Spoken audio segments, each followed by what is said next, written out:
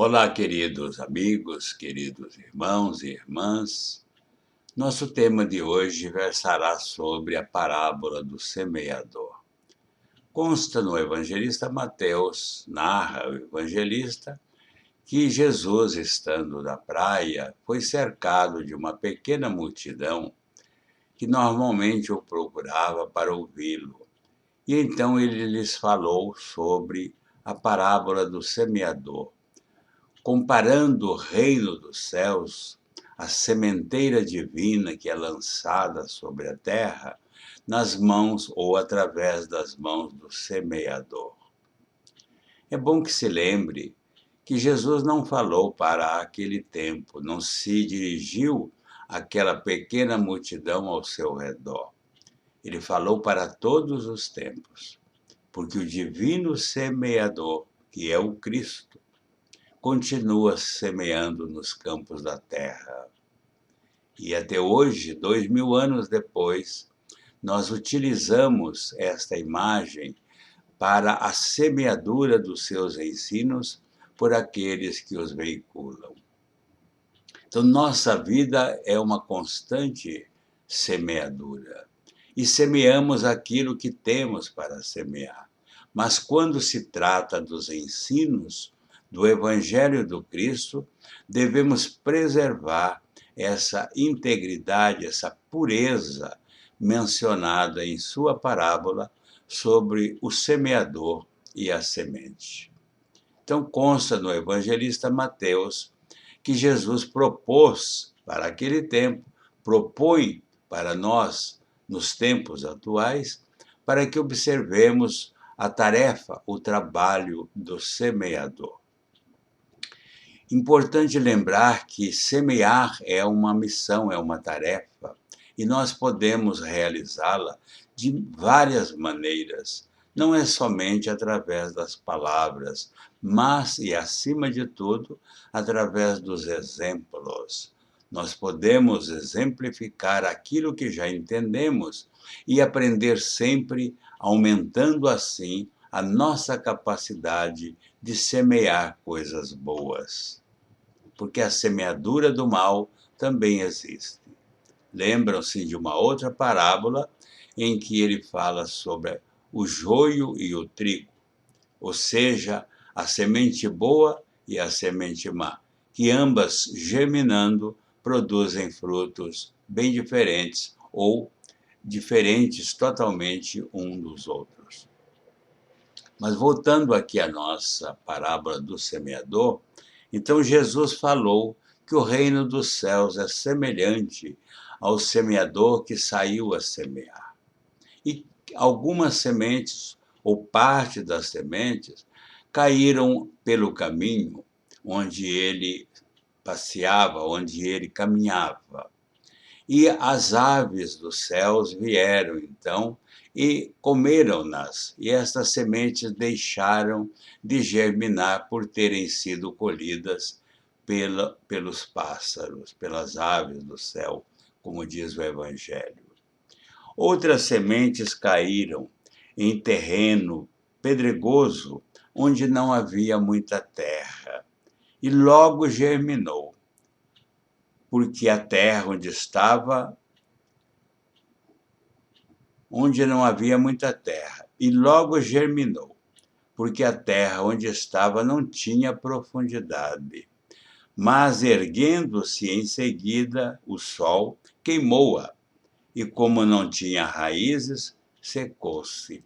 Nós vamos fazer um pequeno comentário examinando as condições que essas sementes nos propõem.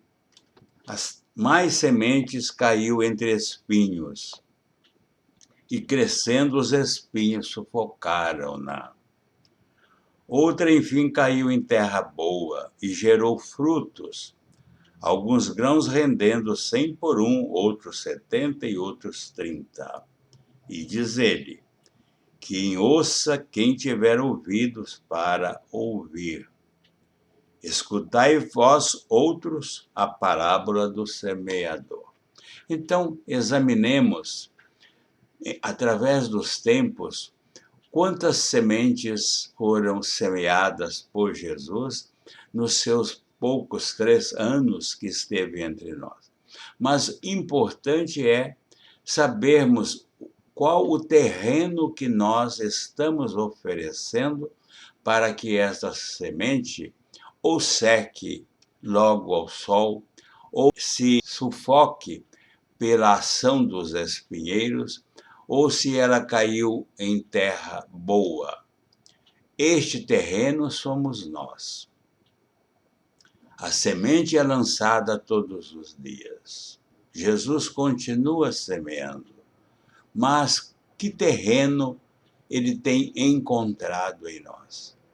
Porque há aquelas criaturas que distraidamente passam pela vida sem dar qualquer valor a esta semente, que é a semente da vida eterna, da vida imortal, que faz com que tudo que é bom germine dessa semente.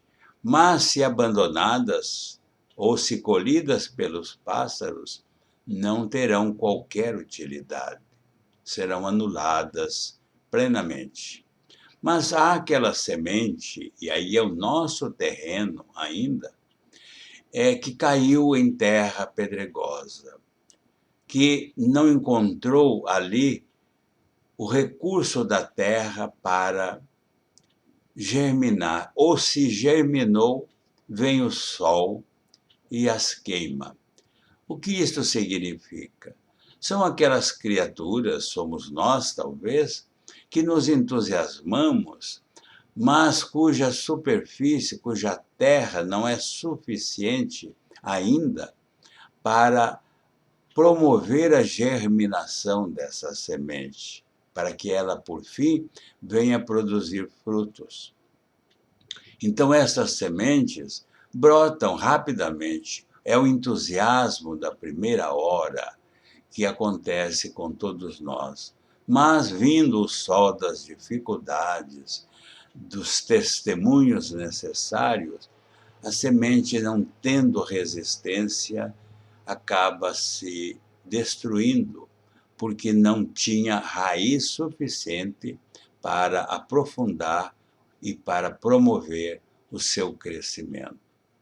Outras caem no terreno pedregoso, onde os espinheiros medram, onde os espinheiros existem, que são os espinhos da nossa existência, as dificuldades que se apresentam em nosso caminho e que acabam sufocando aquela plantinha nascente que trazia tanta esperança, mas que de repente se rende à força, se entrega à força dos espinheiros, que é a vida que nos desafia constantemente, e acaba também não vingando, não produzindo os frutos. Mas existe a semente que encontra uma terra boa, uma terra fértil, aquela terra do nosso coração, da nossa mente, dos nossos sentimentos, onde essas sementes lançadas por Jesus, através dos seus ensinamentos, encontra receptividade, encontra disposição, encontra a terra capaz de lhe promover o crescimento após a germinação e dali passar a produzir frutos, uns a 1000, outros a 100, outros a 20, outros a 10 por cada semente. O que significa que, dependendo do terreno que oferecemos, nós podemos produzir muito, multiplicar, mas que não é para todas as pessoas. Há aqueles que recebem o Evangelho, não somente nesta presente encarnação, mas já trouxeram consigo de reencarnações anteriores, que têm um terreno fértil, pronto para receber a semente, germiná-la e fazê-la produzir os frutos. São aqueles luminares que nos encaminham pela vida, que nos conduzem, que nos auxiliam no entendimento, sejam estes criaturas encarnadas no corpo físico, ou então os espíritos benfeitores que semeiam estas sementes no campo do nosso coração. Então, a parábola do semeador é para ser entendida assim: as sementes são lançadas pelo céu, ou seja, pelo mundo superior a serviço de Deus. E precisa encontrar esse terreno fértil em nós se quisermos produzir os frutos que se espera de cada um. Vamos examinar que tipo de terreno nós estamos oferecendo? Se é o terreno pedregoso, se é o terreno infértil, terreno árido, ou se é um bom terreno para que a germinação e a frutificação venha a acontecer. É o que Deus, é o que Jesus espera de cada um de nós nessa presente reencarnação. Vejam, na doutrina espírita, nós temos livros, todos eles como sementes que chegam para habitar, para ser lançado ou são lançadas em nós, trazendo esclarecimentos, informações, norteamento para nossas vidas. Mas qual o terreno elas têm encontrado dentro de cada um de nós? Façamos essa análise e nos coloquemos de forma consciente frente a este semeador que semeia todos os dias em nossa direção. Que ele, Jesus, nos abençoe.